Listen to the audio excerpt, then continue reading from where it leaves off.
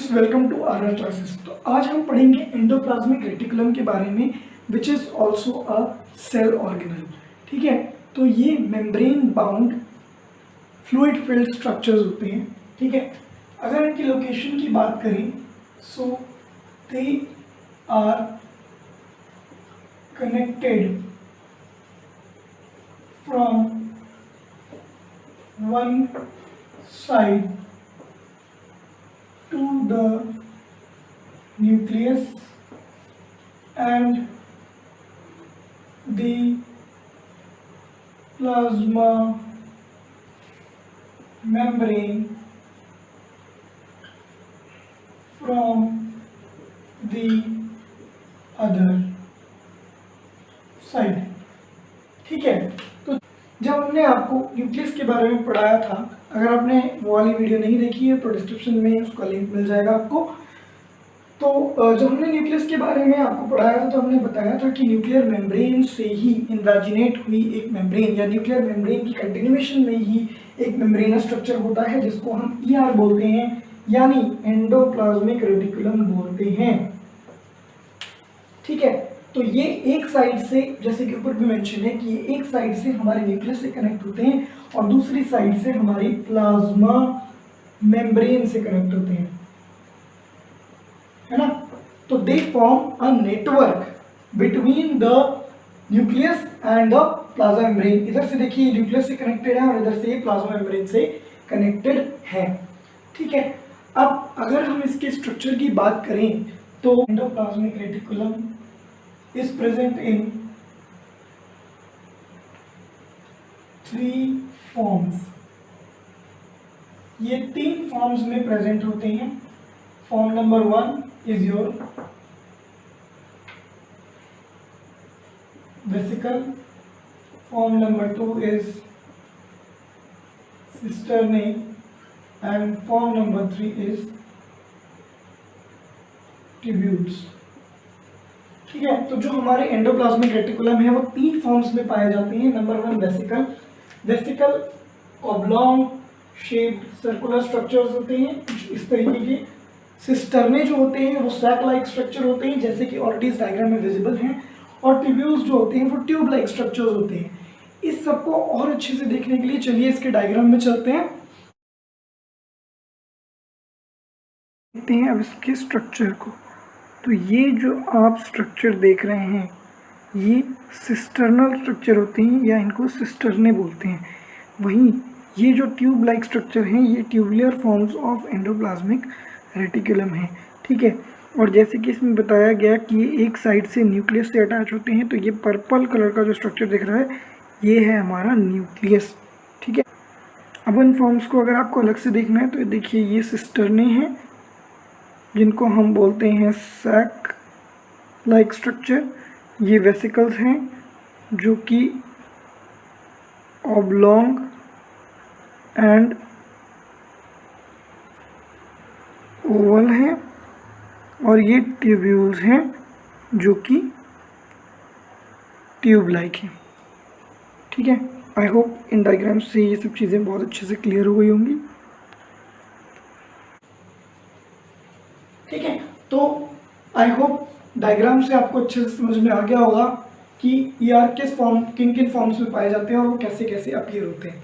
ठीक है, अब नेक्स्ट हम पढ़ेंगे कि जो हमारे एंडोप्लाज्मिक रेटिकुलम या जो ईआर होते हैं वो मेजर 2 टाइप के होते हैं। One is your SER and the other is your RER। SER stands for smooth endoplasmic reticulum and RER stands for rough endoplasmic reticulum। अब एक को हम स्मूथ और दूसरे को रफ क्यों बोल रहे हैं?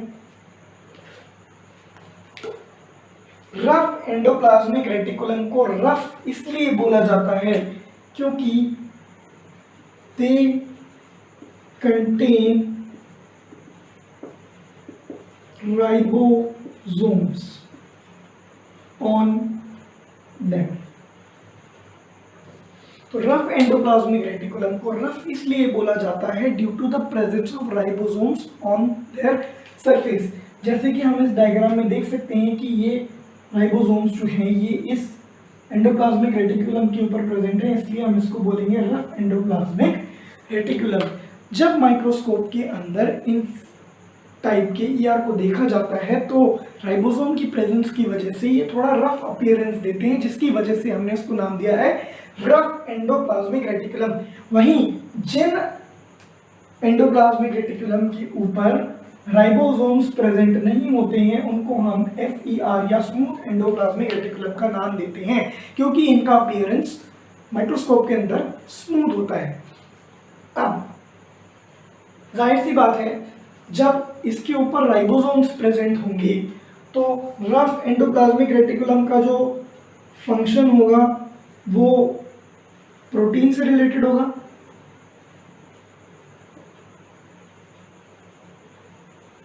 क्योंकि हमने ये ऑलरेडी पढ़ रखा है कि राइबोसोम्स जो है वो प्रोटीन सिंथेसिस में हेल्प करते हैं। ठीक है, तो व्हाट एक्चुअली हैपेंस इज कि ये राइबोसोम्स प्रोटीन को सिंथेसाइज करते हैं और उसको एंडोप्लाज्मिक रेटिकुलम के अंदर इंसर्ट कराते हैं और ये एंडोप्लाज्मिक रेटिकुलम उसके मॉडिफिकेशन एंड ट्रांसफर में हेल्प करते हैं। कौन से वाले endoplasmic reticulum? Rough endoplasmic reticulum. वहीं जो हमारे स्मूथ एंडोप्लाज्मिक रेटिकुलम है दे लैक राइबोसोम्स। ठीक, इनके ऊपर किसी भी तरह के कोई भी राइबोसोम्स नहीं होते हैं, इसीलिए हमने इन्हें बताया था कि इनको स्मूथ एंडोप्लाज्मिक रेटिकुलम बोला जाता है। अब क्योंकि इसके ऊपर राइबोसोम्स नहीं है तो ऑब्वियसली इसका फंक्शन प्रोटीन से रिलेटेड तो नहीं होगा। तो स्मूथ एंडोप्लाज्मिक रेटिकुलम का बेसिक फंक्शन क्या होता है? They help in synthesis of lipids. हमने पढ़ा कि जो एंडोप्लाज्मिक रेटिकुलम है वो 3 फॉर्म्स में पाया जाता है, वेसिकल, सिस्टर्नी और ट्यूब्यूल। और जो एंडोप्लाज्मिक रेटिकुलम है वो बेसिकली 2 टाइप के होते हैं, एक होते हैं स्मूथ एंडोप्लाज्मिक रेटिकुलम जिनके ऊपर राइबोसोम्स नहीं होते हैं, और दूसरे होते हैं हमारे रफ एंडोप्लाज्मिक रेटिकुलम जिनके ऊपर राइबोसोम्स प्रेजेंट होते हैं। अब ये रफ एंडोप्लाज्मिक रेटिकुलम का फंक्शन प्रोटीन से रिलेटेड होता है और बेसिकली होता है प्रोटीन मॉडिफिकेशन एंड ट्रांसपोर्ट। ठीक है, और स्मूथ एंडोप्लाज्मिक रेटिकुलम का बेसिक फंक्शन होता है सिंथेसिस ऑफ लिपिड मॉलिक्यूल्स। ठीक है, तो इतना पार्ट हमारे लिए क्लियर है। नेक्स्ट हम पढ़ेंगे फंक्शंस ऑफ एंडोप्लाज्मिक रेटिकुलम। तो अगर हम फंक्शंस ऑफ एंडोप्लाज्मिक रेटिकुलम की बात करें तो ऑलरेडी हमने 2 फंक्शंस ऑफ एंडोप्लाज्मिक रेटिकुलम पढ़ चुके हैं। Smooth endoplasmic reticulum helps in synthesis of lipids, और rough endoplasmic reticulum helps in transport of proteins. उसके अलावा हमने इसका भी जिक्र करा था कि they form a network inside a cell, because एक साइड से वो प्लाज्मा मेम्ब्रेन से कनेक्ट हो रहे थे, दूसरी साइड से वो न्यूक्लियस से कनेक्ट हो रहे थे। तो दे फॉर्म अ membranous नेटवर्क। अब ये तो हो गए इसके बेसिक फंक्शंस। इसके अलावा जो हमारा endoplasmic reticulum of liver cells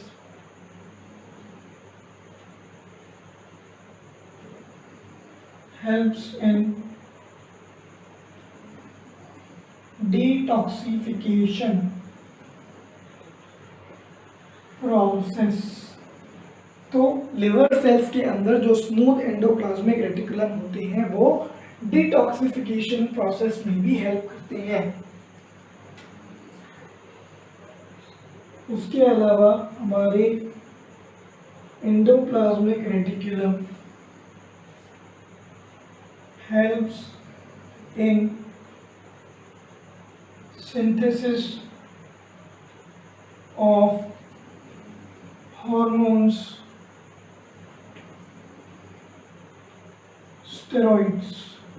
basically जो स्टेरॉइडल क्लास के हार्मोन्स होते हैं उनके सिंथेसिस में भी रेटिकुलम, एंडोप्लाज्मिक रेटिकुलम हेल्प करते हैं। बेसिकली स्मूथ एंडोप्लाज्मिक रेटिकुलम, क्योंकि रफ एंडोप्लाज्मिक रेटिकुलम का ज़्यादातर फंक्शन जो है वो प्रोटीन से ही रिलेटेड होगा। हमारे रफ एंडोप्लाज्मिक रेटिकुलम हैं, they will also help in synthesis of lysosomal enzymes.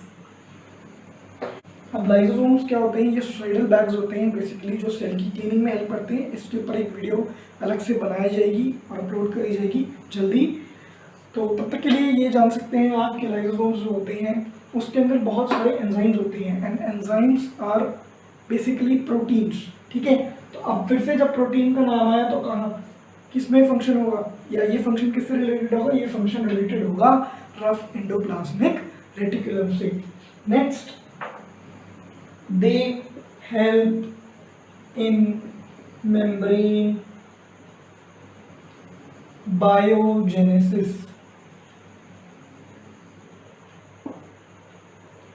Membrane biogenesis का मतलब है कि मेम्ब्रेन की फॉर्मेशन में, क्योंकि हमें पता है कि हमारी प्लाज्मा मेम्ब्रेन जो है वो लिपिड मॉलिक्यूल्स से मिलकर के बनी होती है। Different types of lipid molecules, phospholipid, glycolipid etcetera etcetera, तो वो सब क्योंकि इसमें बनते हैं तो ये मेम्ब्रेन बायोजेनेसिस में भी हेल्प करेंगे। ठीक है, तो ये थे हमारे basic functions of endoplasmic reticulum. जल्दी मिलते हैं आपसे नेक्स्ट वीडियो में, जिसमें हम पढ़ेंगे एक दूसरे सेल ऑर्गेनल के बारे में। Till then bye bye, take care.